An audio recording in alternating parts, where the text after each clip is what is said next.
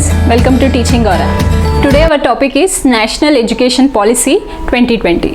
This is the major change in the education system of India and it is a very useful current affair right now. You are going to receive the questions in current affairs as well as in teaching pedagogy because this is related to the education system. So you are going to receive questions in teaching pedagogy and also it is a major change in the nation, so that's why you are going to get questions from this topic in current affairs as well. Let us discuss in detail what this National Education Policy all about. National Education Policy, it was approved by Union Cabinet of India on 29th of July 2020. We got approval for National Education Policy on 29th of July 2020. The policy replaces the previous NPE, that is National Policy of Education. This was undertaken in 1986. We need not to be studying more deeply about NPE because it's a previous one, so we should get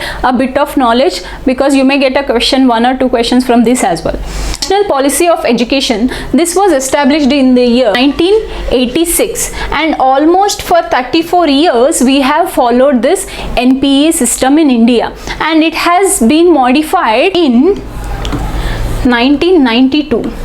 Modification has done, the total system was not changed, but from July 29th onward, education system in India has got major modifications and total education system has been replaced with the another name, that is NEP. So in examination, to confuse you, the examiner may not give you the full form of this. He may give you NEP or NPE. So don't get confused between these two. Presently we are following NEP. If you are confused, just remember the alphabetical order. After E, we write P. This is the one we are using right now. This policy aims to transform the education system in India by 2040. So entire education system, what are the changes we have brought in this national education system that should be followed in entire India by 2040. That is the main aim of it, and the vision is to change the education system. Every time education system changes for the betterment of its students, so hence we are following National Education Policy. Now this National Education Policy have got changes separately in high school and also in the school. So let us see what are the reforms, what are the modifications that we are going to see in school and as well as in high school. School reforms. New policy aims for universalization of education from preschool to secondary level. So this universalization process of education, that is education is must and should. There is no particular age limit to study. Education is accessible to all the gender, all the age groups and etc. That is called as universalization. And the standards of education also have been increased. And 100% GER, gross enrollment ratio, number of people joining in the school, so that gross enrollment ratio of the school education is going to improve 100% by 2030.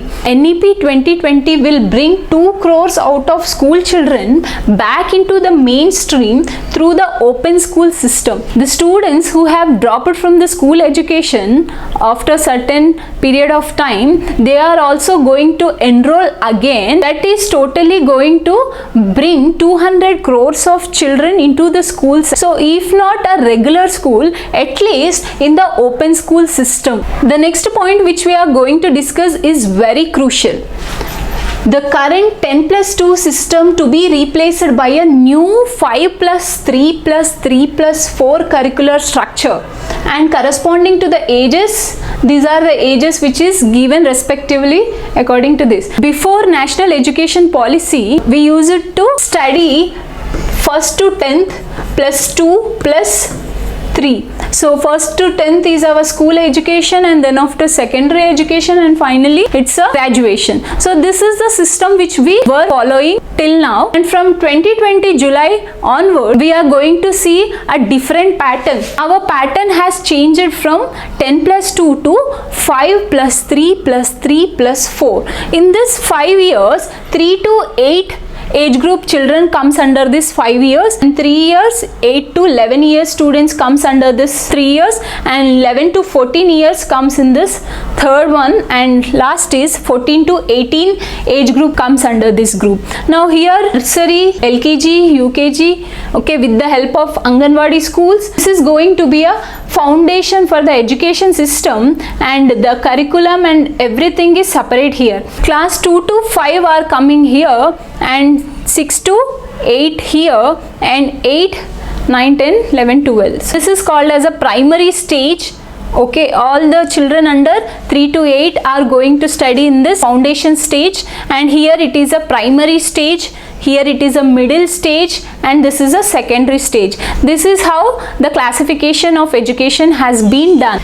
This will bring the hitherto undercovered age group of 3 to 6 years under the school curriculum, which has been recognized globally as a crucial age for the development. Now 3 to 6, 3 to 4, 4 to 5, 5 to 6, that is nursery, LKG, UKG is going to be very crucial in the school reform. So that's why 3 to 6 age group also recognized in our education system. A new system will have 12 years of schooling with 3 years of Anganwadi or preschooling. This nursery, LKG, UKG, either the students can go for Anganwadis or else in any of the preschools. Totally 12 years of schooling age and 3 years of preschooling is also included in it. This is also going to focus on foundational literacy and numeracy. No rigid separation between academic streams, extracurricular, vocational streams in schools. Vocational education to start from class 6th with internships. In the foundation stage, literacy, numeracy and extracurricular activities, co-curricular activities, academic curriculums, everything comes under one group. There is no separation of academics and vocational. And vocational education is introduced from class 6, and even internships also has been done. Next, teaching up to at least grade 5 to be in mother tongue or regional language. No language will be imposed on any student. Until the grade 5, students have access to study in the mother tongue. Mother tongue is also very important, which is included till grade 5. There is no language imposed that you must read only in English, leave the other subject. There is no force on. Entire subjects can be taught in mother tongue as well. Assessment reforms with 360-degree holistic progress card, tracking student progress for achieving learning outcomes. Student development, the record is to be maintained. So how is the students not only in the academic field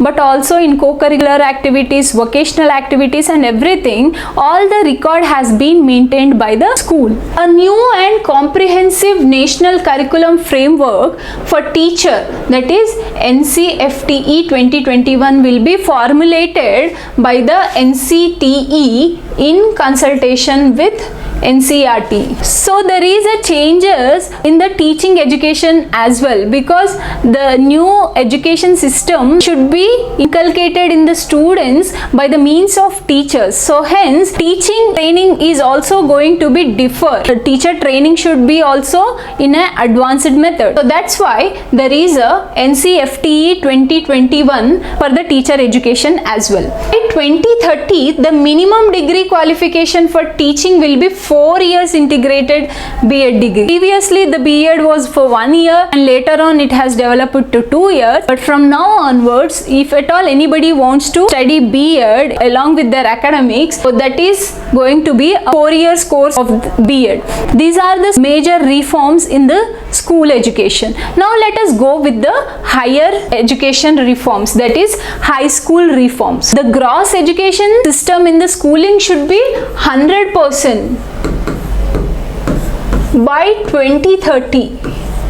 But here in higher education, many of the dropouts may not come back again. So that's why they have set the target for 50%. At least 50% of the students should be enrolled again, and the target year is 2035. Now, policy envisages broad-based, multidisciplinary, holistic undergraduate program with flexible curricula, creative combination of subjects, integration of vocational education and multiple entries and exit point with the appropriate certificates. This policy is very vast. The students can choose the multiple subjects at the same time, and holistic undergraduate program. So the students who have completed undergraduation, he is resourceful both in science as well as in arts. According to his interest, he can choose any of the subjects, and not only the subjects, the combination, okay, academics and vocational, everything are included in the higher education. According to the needs, according to the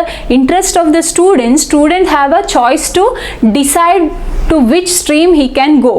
Academic bank of credits to be established to facilitate transfer of credit. So credits have been given to the academic. Now we have GPA and CGPA. In the same way, according to the progress of the child, academic credits can be given, and that can facilitate for the further use. Many multidisciplinary education and research universities are going to set up. National Education Research Foundation will be created as an apex for fostering as a strong research culture and building research capacity across higher education. Who are interested in doing research and all, a single unitary body, that is National Research Foundation, is also going to set up. Except these medical and legal streams, other streams are included in Higher Education Commission of India in higher education. So this Higher Education Commission of India is a whole and soul body, and this is going to cover all the 4 major areas of the education system, and that 4 important developing areas are National Higher Education Regulatory Council, which is going to set rules and regulations, and then General Education Council, quality of education what to be settled, and Higher Education Grant Council, this is for funding. To implement anything we need to get resources, and that resources can be done with this funding. And National Accreditation Council, this is there for the accreditations, credits of the education system. Public and private higher education institutes will be governed by the same set of norms of regulation, accreditation and academic standard. Not only the government school, private schools as well have to follow these 4 types of regulation, accreditation and academic standards. There is not much difference between a government and regular schools, private schools. Affiliation of colleges is to be phased out in 15 years. So whatever the affiliated schools and colleges were there, that is completely going to be fade within this 15 years. According to the stage wise, the autonomy colleges also have been built in this. Next, 3 types of HES, that is higher education institutes, are going to be established, and one is research universities for researchers, and the next is teaching universities. Those who all wanted to go into the teaching stream, they need to pursue their courses in this teaching universities, and who all are interested in research field, they can join in research universities. Mixture of curricular and academics are togetherly and autonomous colleges, and these colleges are built according to the credit. Over a period of time, the colleges are going to be merged either in autonomous degree granting college or else constituent college of university. Whatever the colleges are there right now, they have to come under autonomous or else constituent college of the university. That's all about the high school reforms. Apart from this school reforms and higher reforms, there are some of the important points which we have to be noticed, and those are: an autonomous body, National Education Technology Forum, will be created to provide a platform for free exchange of ideas and usage of technology. The ideas can be shared in a autonomous body, in a one particular institute, that is National Education Technology Forum. NEP 2020 emphasizes setting up of Gender Inclusion Fund, special education zones for disadvantaged regions and groups. So NEP 2020 not only are school and higher education reforms, it also focuses on gender inclusions fund and special education zones, which is available for all the zones of religion and all the zone of the groups. New policy also promotes the multilingualism in the school, both in higher and school reforms as well. Indian Institute of Translation and Interpretation is going to be set up. Translation and interpretation. So far we have seen French and German as a secondary language or else an optional language or else a foreign language, but now even the old Indian languages like Prakrit, Pali, Persian also included in this NEP. The center and state will work together to increase the public investment in education sector to reach 6% of GDP. So both the center and state are striving to improve the public investment into the education and want to develop the GDP of India by 6%. This is all about the other information regarding NEP 2020. I hope you have understood the major reforms in national education, and I hope this session is useful for your preparation. Thank you. Keep watching.